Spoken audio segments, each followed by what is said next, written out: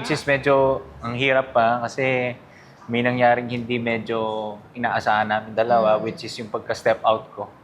Sa buong rehearsal ko, never nahuhulog yung balde niya. Yeah. Oh. Nung live lang nahulog talaga. And medyo ang hirap kapag nangyayari sa live, parang gusto mo sisihin na yung sarili mo. Yes, may mga Pero ganun wala tayo. Sabi nga ni Coach, parang natapos namin yung stronger. Kasi parang nanggigil kami masyado sa... Ako lalo, nung nahulog yung balde na yun.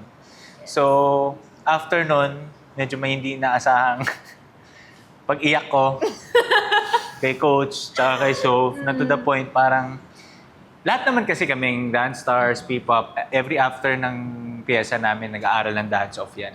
Totoo. So, ako lang yung parang medyo walang gana nung time na yun. Kasi nga parang masyado ako naging hard sa sarili ko, binit ko yung sarili ko. So, sabi nila ni Coach, bawi tayo sa dance-off. Sabi ko, parang Hindi na siya nag-expect Oo, actually. Hindi sabi- naman talaga kami nag-expect na nung time na yun. Sabi ko, paano tayo magiging dance-off? Pinapagaan nyo lang ba yung loob ko?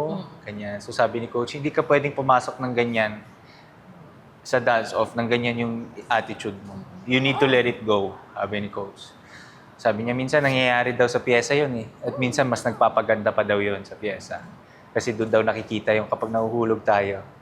Nasa Marunong naman tayong- nasa